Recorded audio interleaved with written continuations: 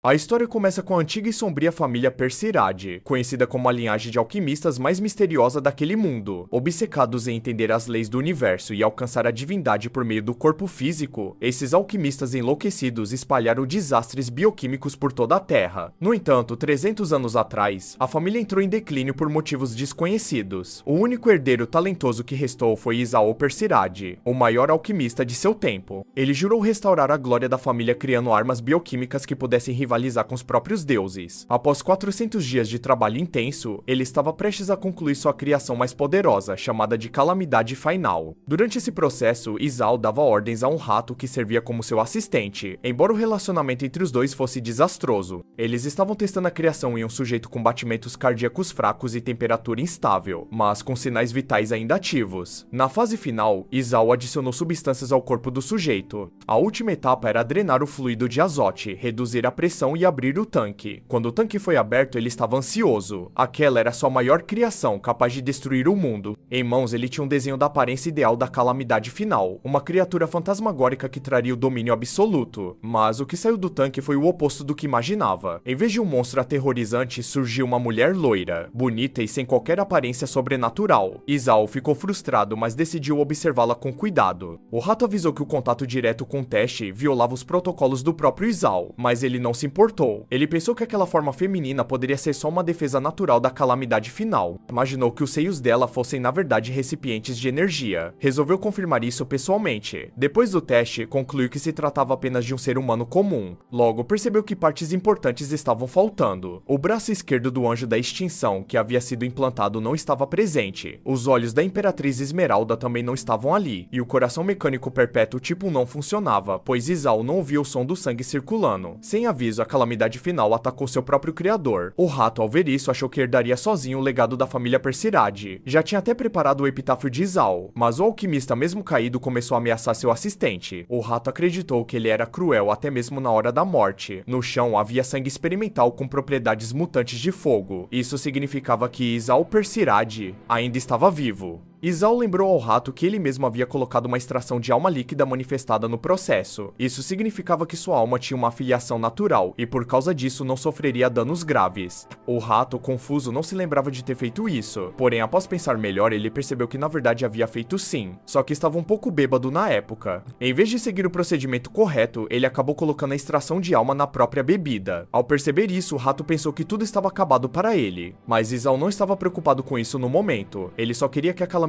Final saísse de cima dele. No entanto, a criatura continuava se comportando como se ele fosse seu namorado. Isso deixou Isao furioso. Ele se levantou rapidamente sentindo-se exposto e pediu spray de purificação. Em seguida, apertou um botão que selou novamente a garota loira dentro do tanque. Depois disso, Isao teve um estalo. Começou a procurar por um documento antigo, enquanto o rato observava sem entender o que ele estava fazendo. Pouco depois, ele encontrou o que procurava. Era a confirmação de suas suspeitas. Aquela garota loira dentro do tanque era a mesma humana usada como base original para o experimento da Calamidade Final. Era a humana 2252. Essa garota havia sido resgatada um ano antes. Na época, ela estava em estado grave, sem os dois braços e as duas pernas, quase morrendo. O detalhe estranho é que ela tinha cabelos roxos na época, mas agora seus cabelos eram loiros. O mais preocupante, porém, era que a personalidade dela também parecia diferente. Tudo aquilo começou em um episódio envolvendo o Banco da Rainha Branca, na Cidade Dourada. Um tipo de gás foi liberado por todo o prédio. Isao e seu subordinado estavam escondidos dentro do banheiro masculino esperando o gás fazer efeito. Quando as pessoas caíram inconscientes, eles entraram em ação. Um dos guardas, ainda acordado, achou um absurdo que alguém tentasse roubar o Banco da Rainha Branca, mas Isao o silenciou com uma arma experimental que o transformou em slime. Em seguida, eles romperam o cofre e pegaram todo o dinheiro disponível. Isao acreditava que aquele havia sido o roubo perfeito. Achava que era o melhor criminoso da Cidade Dourada. Agora que havia completado a criação da Calamidade Final, ele dizia que a cidade seria o parque de diversões deles. Quando revelasse sua identidade, acreditava que a família Persirade se tornaria famosa no mundo inteiro. De repente, um tiro foi disparado na direção deles. Eles conseguiram escapar, mas não sabiam quem havia atirado. O autor do disparo era um agente da Inspeção de Segurança da Cidade Dourada, o diretor da filial do Distrito do Farol. Seu nome era Vandy Gitney, mais conhecido como o Herói da Bala. Vandy estava perseguindo uma garota de cabelos roxos. Ela não tinha um braço nem uma das pernas.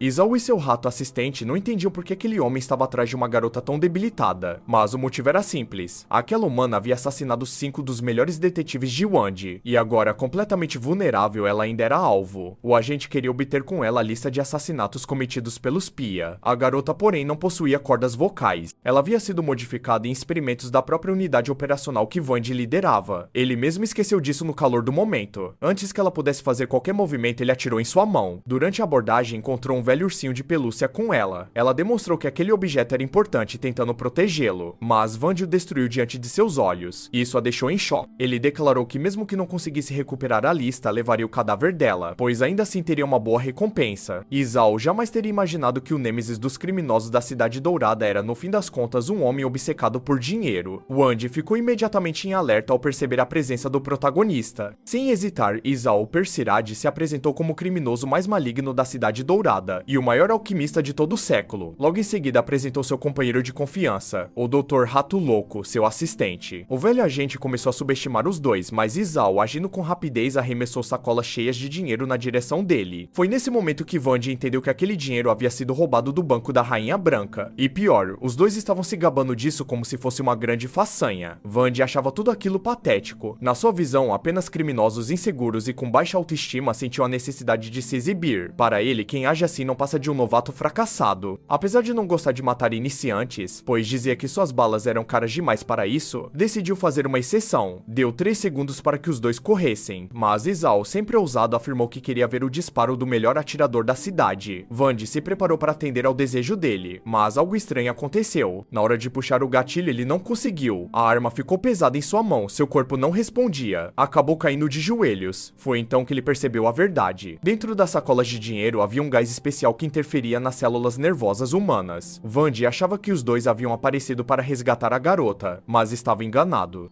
Eles não queriam agir como heróis. Na verdade, desprezavam os chamados salvadores da cidade. Izao não teve piedade. Usou sua arma para transformar Wandi Gitney, o herói da bala, em slime. No fim das contas, mesmo quem possui licença de herói de nível prata não era grande coisa para eles. Decidiram então limpar toda a cena do crime para que não restassem vestígios. Foi nesse momento que Izao notou algo importante. A garota ainda estava viva. Apesar de ter membros amputados, costelas quebradas e sinais de apodrecimento em partes do corpo, ela continuava respirando. Ele observou aquilo com fascínio. Era incrível que alguém em estado tão crítico ainda estivesse vivo. Ele passou a se perguntar o que havia de tão especial naquela mulher para ser tratada com tanta brutalidade. A chuva começou a cair. Já em retirada, Izao decidiu voltar. Pegou a mulher de cabelos roxos e a levou consigo. Eles realizaram uma cirurgia emergencial nela. O rato não conseguia acreditar no que estavam fazendo. Para ele, aquilo era um ato de salvação. Mas Izao não estava interessado em salvar ninguém. Seu objetivo era transformar aquela mulher em uma arma biológica superior à calamidade final criada anteriormente. Algo tão poderoso que poderia destruir o mundo e superar até mesmo as armas dos deuses. Para isso, o hospedeiro da calamidade final precisava reunir emoções negativas em grau extremo, como dor, tristeza, raiva e desespero. Mas havia um requisito ainda mais raro. No fundo da alma deveria existir um fragmento da mais pura bondade. Esse era o elemento que tornaria possível controlar a calamidade. Todas as experiências anteriores falharam por não possuírem essa peça. Izao entendeu que aquela mulher reunia todas essas condições. Como ela estava à beira da morte, ele decidiu realizar imediatamente o experimento usando seu corpo como base. Todos os transplantes e modificações foram aplicados nela naquela mesma noite. E assim nasceu o sujeito de teste de código 2252. A partir dali, iniciariam os procedimentos rotineiros de observação, cultivo e testes. Se ela fracassasse, seria eliminada. Mas Izao decidiu deixar isso para o dia seguinte. Naquela noite, ele tentou descansar, mas não conseguiu dormir. Mesmo com a parede de vidro do tanque reforçada, ele sentia inquietação. Algo o incomodava. Apenas para ter certeza de que tudo estava sob controle. O sujeito de testes havia se comportado muito bem dentro da instalação, embora tremesse o tempo todo. No final, Izao achava que ela só tinha medo de dormir sozinha. Mas mesmo que esse fosse o motivo, ele não via razão para se importar com isso. Afinal, ela era apenas um experimento. Mesmo assim, ele não conseguiu ignorar a situação e decidiu libertá-la. Pretendia deixá-la em um lugar mais adequado para descansar. No caminho, passou por várias seções da base, incluindo o chamado Ninho de Pesadelos, uma área de observação com compartimentos onde estavam os indivíduos mais perigosos que sempre falavam sobre devorar Izao vivo. Apesar do risco, ele achou que seria uma boa ideia colocá-la entre os compartimentos número 8 e 15, já que esses eram os mais calmos entre os sujeitos de alto risco. Para ele, a calamidade final não precisava mais ficar sozinha, e assim ele poderia finalmente dormir em paz. No entanto, os outros sujeitos ficaram confusos ao perceberem a presença de uma humana entre eles. Alguns tinham escutado rumores de que ela era a tal calamidade final, mas achavam impossível, pois pois ela parecia apenas uma menina comum e fraca. Enquanto isso, a garota tentava se libertar, batendo com força no vidro da cela, mas não conseguia causar nenhum dano. A estrutura era extremamente resistente, e se não fosse, aqueles monstros já teriam fugido há muito tempo. Foi só quando ela concentrou uma energia estranha no braço e a deixou fluir por completo que o vidro se quebrou com facilidade, surpreendendo todos ao redor. Ela escapou, mas parecia tão surpresa com o que havia feito quanto os outros. Ao testemunharem aquela demonstração de poder, os sujeitos de alto risco mudaram de atitude, passaram a tratá-la como líder e pediram que os libertasse, prometendo fidelidade a ela. Enquanto isso, Isao dormia tranquila até que um alarme soou em toda a base. Era um alerta de emergência de nível 4, indicando um problema na contenção dos sujeitos mais perigosos. Rato Louco, seu assistente, informou que os compartimentos afetados eram o F-202, com o sujeito número 8, o F-204, com o número 15 e o F-203, que em teoria deveria estar vazio. Ao ouvir isso, Isao resolveu verificar pessoalmente e ficou até satisfeito ao notar que a garota havia conseguido manifestar o braço esquerdo que tinha sido transplantado do Anjo do Apocalipse. Seguiu rapidamente até a área de contenção, onde encontrou os sujeitos destruindo tudo. Ele só queria que parassem com a confusão, mas os monstros estavam furiosos por terem sido mantidos presos por tanto tempo e agora queriam se vingar. Sem perder tempo, Isao lançou uma granada de fumaça carregada com ovos de aranha no rosto do dragão do caos, já que aquelas aranhas parasitavam dragões e seres semelhantes. Antes que o outro sujeito pudesse reagir, Isao atacou diretamente o olho dele, deixando ele cego por um momento. Mesmo irritado, ele exigiu que ambos voltassem para seus compartimentos, mas foi interrompido pela chegada da calamidade final, cuja presença era motivo de preocupação, pois se ela perdesse o controle, as consequências seriam catastróficas. O dragão do caos tentou convencer a garota de que todos ali haviam sido apenas cobaias, e que ela também tinha sido usada, dizendo que seria justo se vingar por tudo isso. Em teoria, não existia nenhum material capaz de conter a calamidade final com segurança total, e quando ela saltou em direção ao protagonista, tanto o dragão do caos quanto o olho do abismo pensaram que ela iria acabar com ele ali mesmo, mas para surpresa de todos, ela não o atacou. Pelo contrário, começou a demonstrar afeto, como se estivesse feliz em vê-lo. Isao odiava aquilo. Mesmo assim, entendeu que ela não queria mais dormir naquele setor, e que precisaria encontrar outro local para acomodá-la. Ele concordou ainda que incomodado, pois a garota agia como se fosse um cãozinho ao redor dele, o que o deixava completamente irritado. No fim, o dragão do caos, sentindo-se culpado, confessou que havia sido ele quem sugeriu que ela destruísse o compartimento. Ao ouvir isso, Isao ficou furioso, pois tudo aquilo havia atrapalhado seu sono. Isao colocou o dragão do caos dentro de um traje de contenção extremamente ridículo. Aquilo era mais do que segurança, era humilhação. Já o olho do abismo foi forçado a suportar cebolas ao seu redor, o que para ele era quase uma tortura. Essas foram as punições que os dois receberam pelo caos que causaram. Agora Isao precisava resolver um problema novo. A calamidade final não queria dormir no laboratório, nem na ala de contenção. Ele não sabia onde ela passaria a noite. Rato Louco sugeriu que ela ficasse no próprio quarto de Isao, mas ele achou a ideia estúpida. Mesmo assim, o rato insistiu dizendo que ela era muito apegada a ele, e talvez isso evitasse mais problemas. Isao pensou melhor e lembrou que usou um pouco do extrato de sua alma no processo, o que pode ter criado uma afinidade natural entre eles. Foi então que Rato Louco revelou que ele mesmo havia colocado o extrato na própria bebida, e acabou tomando sem querer. Disse que achou o cheiro agradável e não resistiu. Isao ficou irritado, mas nem teve tempo de discutir, pois a garota entrou direto no aquário, e começou a caçar um dos bichos que viviam ali. Ele se aborreceu na hora porque dava ordens e ela simplesmente ignorava. Puxou ela de volta e os dois acabaram caindo juntos no chão. Ela ficou em cima dele e ele proibiu que entrasse ali de novo. O rato comentou que ele precisava aprender a falar com mais jeito, porque se ela perdesse o controle, ninguém conseguiria contê-la. De repente, ela começou a espirrar como se tivesse pegado um resfriado. Ele preparou um banho e ativou um scanner para verificar o estado de saúde dela. Nenhuma anormalidade foi detectada. Ainda assim, ele hesitou em colocá-la na própria banheira, pois não queria contato com as bactérias que poderiam estar nela. Mesmo relutante, ele ordenou que ela tomasse banho, explicou tudo e saiu do cômodo, mas ela não entendeu que deveria esperar ele sair antes de entrar. Quando ele virou as costas, ela entrou junto e ele ficou desesperado. Tentou manter a calma, lembrando que ela era só um experimento. Como ela não sabia o que fazer, ele teve que ensiná-la, lavando inclusive os cabelos. Quando estava prestes a sair para deixá-la se secar, escorregou e caiu dentro da banheira de novo. Ela só sabia emitir um som rouco como um grunhido. Foi aí que Rato Louco apareceu e viu os dois juntos. Na cabeça dele, aquilo era sinal de progresso e já estavam se entendendo. Isao já havia desistido de resistir, pegou o secador e tentou secar o cabelo dela, mas ela ficou apavorada. Achou que o secador era uma arma. Ele piscou e ela já tinha sumido. Estava escondida atrás da cortina tremendo. Ele não entendeu como alguém que não sentia medo do dragão do caos ou do olho do abismo podia reagir assim. Logo percebeu que o formato do secador lembrava uma pistola. O cérebro dela ainda guardava as memórias de antes de virar um experimento. Ela se lembrava de quando foi caçada. Isao achava que aquele experimento podia trazer muitos problemas, mas mesmo assim decidiu continuar. Ele pegou o secador novamente e mostrou para a garota, que ficou com bastante medo só de ver o objeto em suas mãos. Para tentar acalmá-la, Isao resolveu usar o secador nele mesmo, demonstrando que nada de ruim iria acontecer. Ele até fez algumas palhaçadas para deixá-la mais à vontade. Isso funcionou. A garota começou a rir e relaxou. Depois de um tempo, ela pegou o secador sozinha e começou a brincar com ele, aparentemente sem medo algum. No entanto, o tempo estava passando rápido demais e Isao não queria passar a noite toda ali. Então ele ficou irritado, tomou o secador das mãos dela e o guardou, dizendo que se ela se comportasse bem, poderia brincar com aquilo novamente no futuro. Mas naquele momento ela precisava dormir. Enquanto ele tentava decidir onde ela poderia dormir, já que não permitiria que ficasse em sua cama, a garota simplesmente se deitou ali mesmo e logo adormeceu. Isao tentou tirá-la dali, mas percebeu que não adiantava muito insistir. Então apenas deixou claro que ela não tinha permissão para ocupar aquele espaço e a colocou para dormir no chão. Ele também estabeleceu várias regras, sendo a mais importante delas não fazer barulho algum. Mesmo tentando descansar, Isao continuava preocupado. Aquela garota que chamavam de Calamidade Final estava no mesmo quarto que ele. Embora parecesse inofensiva, ele lembrava que ela podia ser agressiva e não tinha certeza se entraria em modo berserk durante a noite. No entanto, ao olhar para ela, viu que dormia tranquila no chão, sem nenhum sinal de agitação, o que o fez finalmente fechar os olhos e tentar dormir. Durante a madrugada, Isao escutou um barulho e ao olhar percebeu que ela estava tremendo. Preocupado, ele decidiu pedir ajuda ao rato louco, mas o rato estava dormindo profundamente e não acordava por nada. Sem paciência, Isao pegou um inseto e colocou no nariz dele, fazendo com que acordasse bravo com a provocação. Isao então perguntou se ele tinha algum cobertor sobrando. O rato percebeu que o rapaz estava tentando ajudar a Calamidade Final e começou a zombar da situação, sem entender o porquê da preocupação. Ele disse que tinha dezenas de cobertores, mas Isao, sendo metódico, explicou que cada cobertor era usado em um dia específico da semana e que ele seguia esse ciclo sem falhas. No fim, o rato não quis emprestar nenhum, então Isao pegou um de seus próprios cobertores e cobriu a garota para que ela pudesse dormir melhor. Mais tarde, quando ele finalmente conseguiu dormir, a Calamidade Final se levantou discretamente. De manhã, o corvo despertou Isao no horário habitual, mas para sua surpresa, ao abrir os olhos, ele percebeu que a garota estava deitada ao seu lado na cama novamente. Ele não conseguia acreditar na ousadia dela de subir ali de novo. Logo em seguida, o rato louco entrou no quarto, e Isao tentou esconder a garota, sabendo que o rato ficaria preocupado com qualquer movimentação inesperada por parte dela. O rato começou a procurar por ela, e isso deixou mais tenso ao perceber que o amigo estava escondendo a Calamidade Final. A preocupação crescia porque ela ainda podia representar perigo. Isao tentou mudar o foco e sugeriu que o rato fosse verificar a sala de monitoramento, mas antes que ele saísse do quarto, a garota reapareceu. Ela estava com dificuldade para respirar, o que fez com que se aproximasse. Vendo isso, o rato mudou de atitude, compreendendo que o interesse de Isao naquele experimento era genuíno, e que havia algo mais naquela garota do que pareciam seus instintos destrutivos. Apesar de tudo, o Isao não gostava nem um pouco da situação, e para se vingar jogou um spray extremamente fedorento no rosto do rato louco, que, por ter um olfato extremamente sensível, sofreu bastante com isso. Em seguida, os dois seguiram juntos para a área de experimentos, onde iriam realizar uma bateria de testes físicos na garota conhecida como Calamidade Final. Eles começaram medindo sua altura, que era de 171 centímetros, e depois pesaram seu corpo, que marcava 64 quilos. Continuando, avaliaram a capacidade pulmonar dela, sua flexibilidade, resistência e fizeram até mesmo ela correr por um tempo. Também testaram sua força física com um aparelho de pressão, e todos os dados coletados indicavam que ela não era diferente de uma humana comum. Rato Louco acreditava que isso só acontecia porque ela ainda não havia ativado seu modo de combate, o que deixava os resultados abaixo do esperado. Isao, no entanto, queria ver exatamente esse modo de combate em ação. O problema era que ainda não haviam descoberto como ativar esse estado. Sem alternativas, o rapaz decidiu que a única solução era colocar a garota frente a frente com uma verdadeira ameaça. Para isso, ele precisava de uma cobaia violenta e perigosa. Assim, resolveu usar o Super High Risk Person, um indivíduo extremamente instável. O Rato Louco achou a ideia uma completa loucura e sugeriu que eles usassem uma criatura experimental fraca e inofensiva, como o coelho branco da pradaria. Foi então que Isao se lembrou que tinha um rato pequeno usado em testes, mas antes que pudesse usá-lo, o Rato Louco pegou o bichinho de suas mãos e impediu que ele fosse sacrificado, deixando claro que ele estava tomando decisões erradas. Sem outra opção, Isao entregou o coelho branco para a Calamidade Final, esperando que o instinto de batalha dela fosse despertado diante da criatura. O Rato Louco acreditava que o contraste entre a aparência inofensiva do coelho e a natureza selvagem da garota talvez provocasse algum tipo de reação sanguinária. No entanto, o que aconteceu foi o completo oposto do esperado. Em vez de atacar, a garota começou a tratar o coelho com muito carinho e cuidado, o que deixou os dois pesquisadores completamente sem reação, pois não esperavam esse tipo de comportamento vindo dela. Diante disso, Isao decidiu aumentar o risco, pegou um soro perigoso e injetou no coelho, fazendo com que o animal sofresse uma mutação violenta, aumentando drasticamente de tamanho e ganhando uma aparência monstruosa e destrutiva. A ideia dele era simples: se o inimigo demonstrasse intenção de combate primeiro, talvez a garota revidasse. Segundo sua teoria, o modo de combate só seria ativado se ela fosse desafiada. O Rato Louco, não convencido, apostou com outro rapaz que a garota iria fugir, enquanto Isao acreditava firmemente que ela enfrentaria o coelho. O coelho mutante se tornou tão forte que, com um único golpe, destruiu completamente o chão onde estava. A garota, que havia desaparecido por alguns instantes, reapareceu de forma surpreendente. Ela estava dentro do corpo da criatura, e foi assim que conseguiu derrotá-la por dentro. Logo após derrubá-la, ela voltou a tratar o coelho mutante com o mesmo carinho de antes, como se nada tivesse acontecido. No fim, tanto Isao quanto o Rato Louco haviam perdido suas apostas, já que o comportamento da garota contrariava todas as expectativas. Com os testes físicos encerrados, os dois decidiram iniciar uma nova fase do experimento. Desta vez, levariam a garota até a sala de detenção experimental, localizada no andar de ultra alto risco. O objetivo era claro: colocá-la em uma situação onde, se morresse, seria considerado um fracasso total. Antes da entrada, colocaram uma máscara nela, mas o Rato Louco advertiu o amigo de que, se ela morresse, todos os itens valiosos que haviam sido transplantados em seu corpo seriam perdidos, o que seria um prejuízo enorme. Mesmo assim, Isao não queria a morte dela. O que ele desejava era que a garota sentisse de perto o cheiro da morte e, diante disso, despertasse o verdadeiro poder que habitava dentro dela. Se ela não conseguisse ativar o modo de combate mesmo nessa situação, então jamais poderia ser chamada de calamidade final. Cansado de tantos fracassos e incertezas, Isao queria uma resposta definitiva, mas foi surpreendido quando a garota começou a lhe oferecer carinho, o que apenas aumentou sua frustração. Ele deixou claro para ela que aquele era o momento de usar tudo o que tinha aprendido e mostrar o seu verdadeiro poder. Seu único propósito existencial era se tornar uma arma biológica, e ela precisava entender isso. Na etapa seguinte, a garota foi colocada para enfrentar uma oponente totalmente diferente. Desta vez era uma criatura humanoide que, apesar da aparência, também fazia parte dos experimentos. O nome dela era Lucille, e ela parecia reconhecer Isao, pois havia passado 1332 dias sem vê-lo. Quando o reencontrou, ficou extremamente feliz. Isao explicou que havia criado a nova calamidade final, e que Lucille já não era mais o experimento mais forte. Lucille não aceitava aquilo. Ela sempre acreditou ser o ápice de todas as criações dele. Enquanto isso, a nova calamidade final entrou na sala e abraçou Isao, o que deixou Lucille com muito ciúme. Aquela cena despertou nela um desejo intenso de lutar e provar que ainda era mais poderosa. Depois que Isao apresentou a garota loira, ele deixou claro que, se Lucille quisesse recuperar seu título de experimento supremo, teria que derrotar aquela nova criação.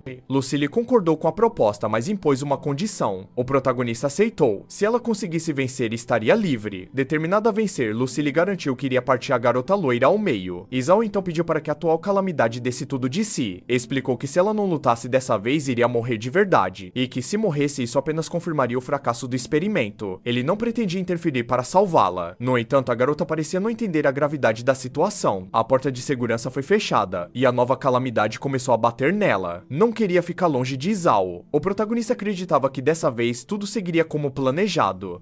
Lucille foi temporariamente libertada. Já fazia muito tempo que não podia mover o corpo livremente. A luta entre as duas estava prestes a começar, mas Lucille achou a outra garota muito estranha.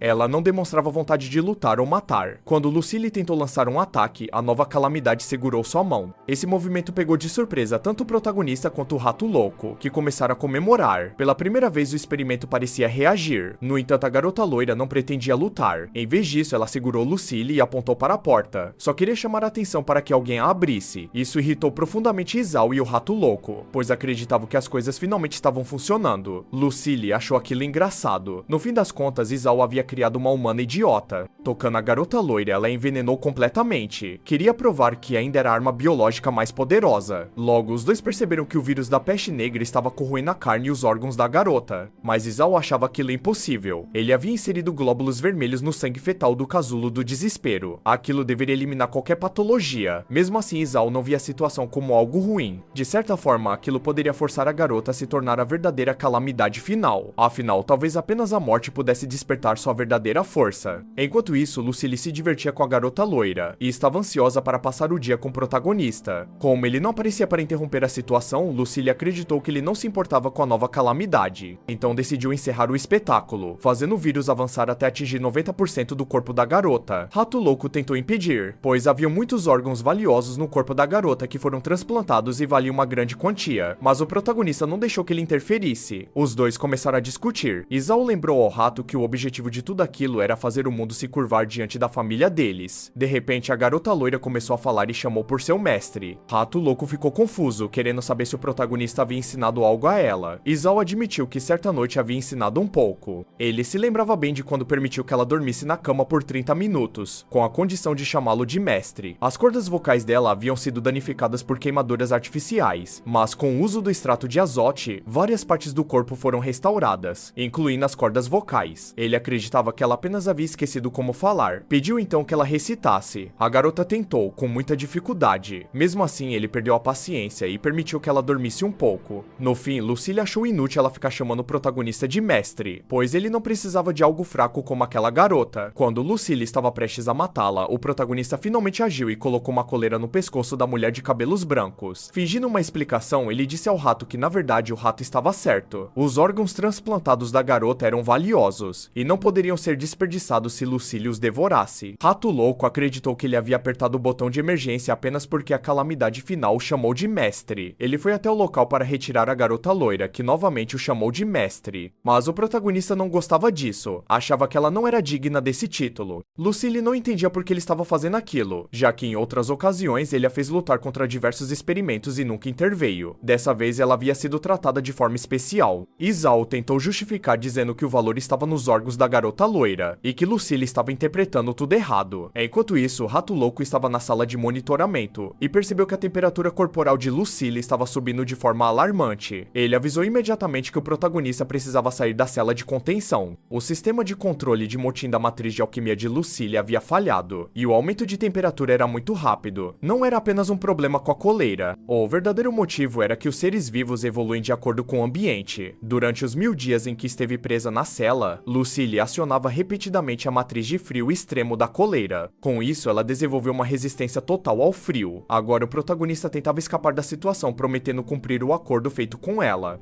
Mas para Lucille, passar um dia com ele já não era mais suficiente. Sem hesitar, ela começou a infectar o rapaz com vírus, sorrindo por finalmente conseguir entrar no corpo dele. Rato Louco ficou em choque ao perceber que o corpo do protagonista estava infectado com o vírus da peste negra. No entanto, Lucille havia deixado o vírus em estado adormecido. Ele só atacaria se ela decidisse. O verdadeiro problema era outro. Durante os treinos, a garota loira havia beijado o protagonista, mesmo sem o consentimento dele. Como a saliva da garota loira entrou em contato com o corpo do protagonista, o vírus da peste negra passou a temer essa substância. Lucille não acreditava no que estava vendo no corpo do rapaz. Dominada pelos ciúmes, tentou entender o que estava acontecendo e começou a ferir a calamidade final. Rato Louco também ficou em choque com a situação. Lucille possuía reconhecimento avançado de bioelementos nas células humanas. Usando seus poderes, ela segurou a garota loira e considerou imperdoável o que havia acontecido. Decidiu usar a peste negra para invadir todas as células nervosas da garota e causar o máximo de sofrimento. Lucille, sendo o corpo de assimilação do hospedeiro e do próprio vírus, era o resultado mais poderoso que Isao já havia criado. Ela era capaz de suportar qualquer composto orgânico ou inorgânico. Nem mesmo o veneno da Dragon Spider ou as toxinas da Slime Maker eram eficazes contra ela. A única substância que conseguia suprimir Lucille era a temperatura ultra baixa da coleira de contenção da matriz alquímica. No entanto, ela já havia desenvolvido resistência a isso. A substância do vazio, que ainda estava em fase de testes, poderia aniquilar Lucille, mas o risco era alto. Isao não sabia se aquilo também destruiria toda a base. Nesse momento, o Rato Louco tentou dar uma ideia. Lembrou que o protagonista era tudo para Lucille. Enquanto Lucille estava prestes a corroer completamente a carne e o sangue da garota loira, Isao decidiu agir com chantagem. Disse que iria partir daquele mundo. Lucille quis saber se ele estava apenas tentando ameaçá-la. Ele explicou que a garota em si não era importante, mas os experimentos no corpo dela eram vitais para sua família. Sem esses componentes, ele não conseguiria restaurar a glória da linhagem, e nem alcançar a dominação mundial. Por isso, não via mais sentido em continuar vivendo e iria partir de vez. Lucille, ouvindo isso, entendeu perfeitamente a mensagem. Isao percebeu que havia descoberto um novo método para controlar Lucille, mas ela ignorou tudo o que ele disse. Estava decidida a digerir a garota loira, pois acreditava que só assim conquistaria o mundo ao lado dele. Isao reconheceu que ainda tinha uma última carta na manga. Ele propôs uma nova chantagem. Disse que se Lucille quisesse dormir com ele todos os dias, deveria parar imediatamente o que estava fazendo. Isso despertou o interesse dela, e ele tentou manter a palavra. No fim, fim, Lucille aceitou poupar a garota loira. No entanto, impôs duas exigências. Primeiro, queria trocar de lugar com a garota. Ela mesma ficaria para sempre trancada na sala de contenção. Em troca, a garota loira sairia e viveria com o protagonista. O protagonista achava que tudo aquilo estava ficando muito difícil. O segundo pedido de Lucy era algo extremamente embaraçoso para ele. Mesmo assim, ela queria mostrar para a garota loira e tentou acordá-la. Sem hesitar, Lucy lhe deu um beijo no protagonista bem na frente da garota loira. Isso fez com que a calamidade final sentisse uma dor no peito. Depois desse momento desconfortável, Isao começou a pulverizar desinfetante no próprio rosto. De repente, a garota loira começou a pegar fogo. Ela agarrou Lucille pelo pescoço com tanta facilidade que parecia que a outra não pesava nada. Isao e o Dr. Rato Louco observavam aquilo e perceberam que ela estava ativando o poder da mão esquerda do Anjo Destruidor. A calamidade final deixou claro que odiava Lucille. Enquanto isso, o Pardal Dragão já havia consumido o fluido da borboleta real Emerald Deal King e, surpreendentemente, não perdeu a consciência. Mas o protagonista já não se importava. Shao havia escapado com segurança do Anel do Purgatório e isso era o que realmente importava para ele. A garota de cabelos roxos achava que o sacrifício dele, feito sem sua permissão, não era algo digno de gratidão. Na verdade, ela achava que ele era um completo idiota. Quando o Pardal Dragão tentou atacá-la, Shao reagiu com contra-ataque rápido e conseguiu se defender. Em seguida, ela pediu para que ele nunca mais a deixasse. Mesmo assim, deu um chute no rosto dele. Para ela, aquele beijo estava completamente fora de lugar e parecia que ele só queria beijá-la de propósito. Foi nesse momento que o diretor do set pediu para que as gravações fossem interrompidas. Eles começaram a cuidar do pássaro flamejante, que também fazia parte do filme. Enquanto isso, na Cidade Dourada, na 12ª base de filmagem temporária construída dentro de um vulcão artificial, a heroína da cidade fazia sua aparição. A Rainha Branca, ranqueada como número 2, era uma atriz de fama mundial. A diretora do filme tentou acalmá-la, explicando que o rapaz era um novo recruta. Ele ainda não conhecia todas as regras do lugar. Mesmo assim, era o ator masculino mais perfeito que conseguiram encontrar. Mas a Rainha Branca não estava convencida. Achava que ele só tinha aparência. Segundo ela, o rapaz não herdou nenhum traço do charme do pai. Sua atuação era terrível. Por isso, exigiu que ele fosse substituído. A diretora compreendeu, pois sabia que o pai da rainha havia fundado aquela grande cidade. Porém, explicou que já haviam feito 700 substituições de ator. E o orçamento estava se esgotando. Rainha Branca respondeu que se o problema fosse dinheiro, ela colocaria mais 200 milhões no orçamento. Disse que bastava sacar o valor no banco. Porém, logo recebeu uma notícia preocupante. Seu banco havia sido assaltado. O ataque foi realizado por uma dupla de ladrões, um humano e um roedor humanoide. Eles plantaram um dispositivo de gás venenoso temporizado na saída de ar do banco, paralisando todos lá dentro antes de executar o roubo. Os investigadores ainda mostraram para ela o que foi usado na ação. Além disso, o chefe do departamento de patrulha de segurança do distrito do Farol, Wanji, foi atingido por uma arma bioquímica desconhecida. O efeito transformou em um slime. Agora, o distrito do Farol estava pedindo ajuda da sede principal. No fim, Rainha Branca declarou que os incompetentes do departamento de segurança não deveriam mais se meter naquele caso. Sua roupa mudou de forma, os cabelos ganharam uma nova coloração, e ela exigiu que todo o grupo fosse mobilizado. A ordem era capturar os ladrões a qualquer custo. As filmagens foram suspensas, pois ela tinha assuntos muito mais importantes para resolver. Mesmo com toda a confusão, Rainha Branca quase se esqueceu do rapaz que estava atuando com ela. Ele tentou pedir desculpas, mas ela não quis ouvir. Sem hesitar, enfiou um gelo na boca dele, mostrando que não tinha nenhuma piedade. Enquanto isso, a garota de cabelos roxos começou a lembrar do seu passado. Ela segurava seu ursinho com força e tremia bastante. Uma mulher de expressão cruel se aproximava perguntando quem havia deixado a garota brincar com os brinquedos enquanto esfregava o chão. A mulher arrancou o ursinho da mão dela e o jogou dentro do balde com água. Aquela era sua tia, chamada Gilman, que sempre maltratava a menina e chegou até a dar um tapa no rosto dela. O pai da garota, Meryl, achava que não havia necessidade de tanta violência só porque a menina havia derrubado um pouco de água no chão. Mas Gilman o lembrava constantemente de quem havia mudado a vida dele. Dizia que foi ela quem o tirou de um papel de figurante numa trupe de teatro falida, que mal tinham que comer. Ela o transformou no dramaturgo mais famoso do reino, e não queria que ele esquecesse disso. Nesse momento, um homem mascarado apareceu. Ele queria saber se estavam oferecendo uma criança para ser treinada como soldado. Meryl não entendia o motivo da presença daquele homem. Já Gilman, sem hesitar, confirmou que estava oferecendo a garota. O homem fazia parte de uma organização chamada Hellhounds. Meryl ficou sem acreditar ao perceber que Gilman estava cooperando com aquele grupo. Ela queria apenas se livrar da menina. Tinha ouvido que os membros dos Hellhounds eram treinados desde a infância, e que até o pai deles havia se candidatado ao cargo de comandante da organização. O homem se aproximou e olhou fixamente para a garota de cabelos roxos. No fim, achou que ela era um bom material para se tornar um cão do inferno. Ele gostou do que viu e decidiu levá-la. A calamidade final agora possuía todas essas memórias. Enquanto isso, o protagonista e o Dr. Rato Louco estavam se preparando para fazer uma cirurgia num coelho gigantesco. Em outro lugar, no centro dos Hellhounds, o líder conhecido como extremo manipulador de cães estava junto de uma garota de cabelos verdes, que parecia lançar algum tipo de feitiço sobre ele. Logo chegou Doberman, o primeiro treinador de cães da organização, para saudar seu mestre. O líder queria saber o que havia acontecido na missão mais recente. Doberman relatou que Casta, Rottweiler, Borboleta e Gold haviam sido mortos pelos heróis da cidade que estavam infiltrados no distrito dourado de Gordon City. No final, o líder dos Hellhounds não conseguia acreditar que seus homens mais poderosos haviam falhado em entrar no distrito dourado. A única sobrevivente foi Yorkshire, mas o paradeiro dela era desconhecido. Enquanto tudo isso acontecia, o protagonista decidiu que a calamidade final teria um nome: Chamaria-se Queer, mas ele não iria explicar pra ninguém o motivo dessa escolha. A partir daquele momento, Queer passou a ser o sujeito de teste de risco ultra número 1. Lucille, por sua vez, havia perdido sua posição e agora ocupava o segundo lugar. A maior vantagem de Queer como sujeita de um experimento de risco extremo era sua personalidade dócil. Mesmo assim, ela tinha muitas fraquezas. O rapaz queria entender qual seria o gatilho certo para ativar os poderes dela. Ele acreditava que da última vez ela usou as habilidades apenas porque não queria dormir naquele lugar. Já o Dr. Rato Louco achava que tudo aconteceu porque a garota loira queria dormir ao lado do rapaz, mas o protagonista preferia não acreditar nisso. 3 dias antes, Queer usou seus poderes pela segunda vez durante um confronto com Lucille. O rapaz achava que a garota loira atacou Lucille por engano. Ela confundiu o jato de desinfetante em seu rosto com o ataque vindo da outra. A diferença entre as duas foi brutal. Queer chegou perto de uma explosão solar tão intensa que até mesmo a peste negra, conhecida por resistir a temperaturas extremas, foi vaporizada na hora. De repente, Queer sentiu fome. O Dr. Rato Louco percebeu que o rapaz não a alimentava há um bom tempo. Ele não sabia que ela precisava de energia de forma tão primitiva. Para tentar resolver, deu algo que considerava nutritivo: um imenso dragão do caos que estava adormecido. O dragão acordou e pediu para ser libertado. O rapaz fez piada e disse que ele deveria virar comida para a calamidade final. O Dr. Rato Louco achava um desperdício. A espécie do dragão era rara. Mesmo assim, Izal insistiu. Se Queer o devorasse, poderia alcançar a segunda forma suprema. Então ele mandou que ela se alimentasse da criatura. Queer subiu no dragão. Ele começou a chorar, pois não queria morrer. Ela tentou mordê-lo com força, mas sentiu dor nos dentes e logo começou a chorar também. O protagonista desistiu da ideia e deu para ela um copo de macarrão instantâneo. Como Queer não entendia nada daquilo, ele explicou. Depois de 3 minutos, a comida ficou pronta. Ela se encantou com aquilo. O rapaz ofereceu o hashi, mas ela nem esperou. Comeu com as próprias mãos. Achou o sabor maravilhoso e começou a chorar como se fosse a melhor comida do mundo. O protagonista achava aquilo exagerado. Para ele, chorar por macarrão instantâneo era vergonha. Mesmo assim, ela comeu tudo e continuava com fome. Ele entregou vários outros copos. Ela não parava. Quando chegou ao último, já tinha se passado 1 hora. Depois começou a comer tudo que encontrou pela casa. O rapaz pegou uma arma. Tentava proteger seu último pacote de waffles com chocolate e avelã. Quando viu que ela não iria parar, decidiu comer tudo de uma vez só para não ter briga. Mas Queer era estranha. Tentou pegar até o que ele já tinha comido direto da boca dele. Enquanto isso, o Dr. Rato Louco protegia seu estoque secreto de queijos. Era uma coleção especial escondida num canto da base. Queer começou a farejar e acabou encontrando o esconderijo. Usou o braço com habilidade e caiu direto no estoque do rato. Para ele, roubar os salgadinhos do protagonista ainda era aceitável, mas pegar seus queijos era algo grave. Antes que ele pudesse reagir, Queer apareceu com velocidade absurda e o desarmou. O protagonista ficou completamente chocado. Não havia mais nada que ele pudesse fazer. Queer começou a abrir os pacotes de queijo do pobre Dr. Rato Louco. Ela comeu todos. Não deixou nenhuma migalha para trás. Para o rato, ela já não era mais a calamidade final, e sim a gula final. Depois disso, ela foi presa novamente. Por meio de testes práticos, foi comprovado que ela não possuía qualquer resistência a doces calóricos. Para piorar, eles decidiram maximizar o apetite dela, e agora ela só pensava em consumir mais calorias. Completamente descontrolada, nem as sementes de gergelim da cozinha foram poupadas. O que mais intrigava Izal era o silêncio do Dr. Rato Louco. Na verdade, ele não conseguia mais dizer uma palavra. Estava sofrendo demais. Um total de 400 blocos de queijo da marca mais cara do mundo, incluindo 10 com autógrafos, foi devorado de uma só vez. Na visão dele, aquela criatura de teste era o ser mais cruel que Izal já havia criado. Com raiva, o rato queria cortar a garota em 1.200 pedaços, mas Izal tentava acalmá-lo. Mesmo assim, o rato pensava em várias formas de se vingar, porém, ao perceber que o protagonista estava decidido a defendê-la a qualquer custo, ele acabou desistindo. Ainda assim, Izal reconheceu que Queer merecia uma punição. Se nada fosse feito, eles não conseguiriam comer mais nada na base, principalmente sobremesas. Foi então que ele tomou uma decisão. Deu algumas palmadas na garota. Como a idade mental dela era equivalente à de uma criança de 2 ou 3 anos, essa parecia ser a melhor forma de corrigir seu comportamento. Ele mesmo tinha aprendido isso com sua mãe. Cada tapa tinha um motivo, e após aplicar a punição, Izal acreditava que ela não voltaria a fazer aquilo novamente. Depois disso, eles se prepararam. Precisariam sair para fazer compras. compras. Coer, por outro lado, continuava com a mesma aparência de sempre. Segundo o protagonista, ela deveria ao menos mudar sua aparência para sair. Então eles usaram o teletransporte para outro local. Coer, no entanto, tinha medo do barulho que a máquina fazia. Após toda a viagem, chegaram a um novo destino. Era a cidade de Gordon, o que o protagonista chamava de paraíso do crime. A chama eterna de Gordon City, conhecida como o Grande Farol Sem Noite, tinha 1.188 metros de altura. Entre os 32 pontos de teletransporte da cidade, aquele era o favorito de Isao, por causa da vista deslumbrante. Em vez de irem direto à loja de departamentos, Isao achou melhor primeiro comprar roupas normais para Coer. Ele a segurou com firmeza e deu um salto. Usou sua alquimia de antigravidade para amortecer a queda e não acabar morrendo no processo. Eles chegaram à Avenida Camila Golden. A garota ficou impressionada com a grande estátua de ouro que havia ali, mas enquanto o protagonista se distraía, Coer desapareceu. Ele olhou para os lados, confuso. Então, para sua infelicidade, viu que a garota estava em cima da estátua de ouro. Como se nada estivesse acontecendo, Coer acenou para o rapaz. Ele estava completamente enfurecido, mergulhado em seus próprios problemas, enquanto o Dr. Rato aproveitava o momento para comprar um cachorro quente. Quando o Dr. Rato chegou ao local, percebeu que havia vários agentes espalhados por ali e queria entender o que estava acontecendo. Ele se afastou por alguns minutos e durante esse tempo, por causa de vários problemas causados, as autoridades exigiram que Coer deixasse o lugar, já que a estátua de Camila era um dos pontos turísticos mais importantes da cidade. O Dr. Rato, covarde como sempre, fingiu que não conhecia Coer e foi embora. Enquanto isso, o protagonista lançou uma bomba de gás para o alto. Quando a fumaça tomou conta de tudo, ele jurou para si mesmo que nunca mais levaria aquela garota para fora da base. O Dr. Rato Louco aproveitou a confusão e atacou todas as autoridades que conseguia ver, usando uma faca. Enquanto ele fazia isso, queria que Isao levasse Coer embora, já que ele mesmo faria uma distração. Mas Isao já estava irritado o suficiente por ter visto o rato tentando escapar no meio da multidão. Mais tarde, ao chegarem em uma loja, Isao tocou na vitrine e um funcionário ficou bravo, avisando que ele não podia fazer aquilo. Aquele funcionário era o gerente executivo da Golden Family. O gerente disse que o suor de Isao poderia danificar o vidro delicado e caro. O protagonista então quis saber do rato o que poderiam fazer com aquele tipo de gente. O rato, provocando, também encostou na vitrine e foi além. Começou a colar notas de dinheiro com saliva no vidro. O protagonista pediu desculpas aos funcionários com um tom irônico. Ao verem que os dois tinham dinheiro, os funcionários mudaram completamente de comportamento. O próprio gerente começou a tirar as notas grudadas na vitrine. Em seguida, ele quis saber o que o protagonista queria comprar. Isao explicou que queria roupas para Coer. O gerente então perguntou que tipo de roupas ela procurava, mas como Coer ainda não sabia falar direito, ficou sem resposta. Mesmo assim, o gerente ficou encantado com a beleza dela e achou seu rosto perfeito. Isao mandou que o gerente trouxesse os melhores vestidos de noite e permitisse que ela experimentasse um por um. As funcionárias da loja arrastaram Coer, mas ela ficou desesperada por estar longe do seu mestre. Enquanto esperava, Isao decidiu se sentar e o Dr. Rato começou a observar os chapéus da loja. Após 20 minutos, as funcionárias avisaram que Coer não queria experimentar nada e pediram que o protagonista falasse com ela. Isao foi obrigada a esperar do lado de fora do provador. Então Coer apareceu usando um vestido vermelho deslumbrante e até mesmo ele ficou impressionado com a aparência dela. O gerente tentou agradar dizendo que o vestido combinava perfeitamente com a namorada do cliente, mas Isao cortou aquela gentileza imediatamente e deixou claro que Coer era apenas uma empregada. Mesmo assim, aquela vestimenta ainda não atendia aos padrões exigentes de Isao. Por isso, Coer começou a testar vários modelos diferentes, mas nenhum parecia formal o bastante para satisfazer o gosto do jovem. De repente, um carro bastante chamativo estacionou em frente à loja. Assim que ele parou, alguns subordinados desceram rapidamente e estenderam um tapete no chão, para que a pessoa que estava dentro do veículo pudesse sair com elegância. O gerente ficou desesperado ao perceber de quem se tratava. Ele havia esquecido que Raigong Huonai tinha marcado de ir até a loja naquela noite. Sem saber o que fazer, mandou Isao, Coer e o Dr. Rato se esconderem no provador por alguns minutos, e implorou para que o ajudassem, pois se fossem descobertos ali, todos seriam punidos sem piedade. Logo depois, uma garota de cabelos curtos e pretos chamada Raigong Huonai entrou na loja. Ela reclamava do frio nos pés. Sua subordinada chamada Aka Tengu não perdeu tempo e usou suas lâminas para incendiar o chão, criando calor para aquecer os pés da nobre. Assim que ela entrou de fato no estabelecimento, o gerente a recebeu com boas-vindas. No entanto, Huonai era extremamente mal educada e direta. Ela disse que queria ver um item específico do catálogo. O Dr. Rato não fazia ideia de quem eram os Raigong, mas Isao sabia muito bem. Ele conhecia aquela como uma das famílias nobres mais influentes da região. O problema era que o item que a nobre queria estava distante, e o tapete preto estendido até então não tinha comprimento suficiente para chegar até lá sem que ela pisasse diretamente no chão comum. A Katengu considerou aquilo uma vergonha. Para ela, era inadmissível que uma nobre tivesse ido até um bairro de plebeus e estivesse sendo recebida de forma tão desleixada. Os subordinados da loja começaram a pedir desculpas de forma desesperada inesperada, mesmo sendo um erro pequeno. Ainda assim, a Katengu começou a ameaçá-los com algo que todos pareciam reconhecer de imediato. Eles começaram a tremer e sacaram suas lâminas. Iriam realizar o chamado ritual do coração de lâmina. De repente, um homem de chapéu apareceu no local. Com uma aura calma, ele usava palavras inspiradas no budismo para trazer paz. Era outro guarda de Ruonai, chamado Heigong Shinko. Com sua presença, a violência foi contida. Os subordinados agradeceram, acreditando que tinham sido poupados. Mas a calma durou pouco. Shinko atacou com sua própria lança, sem piedade. Enquanto isso, Ruonai seguia caminhando em direção ao item que queria ver. Sem hesitar, pisou no corpo de um dos homens que estava caído no chão, usando ele como se fosse parte do tapete. O Dr. Rato ficou impressionado com quão absurdos e arrogantes os nobres podiam ser. Já Isao enxergava ali uma grande oportunidade.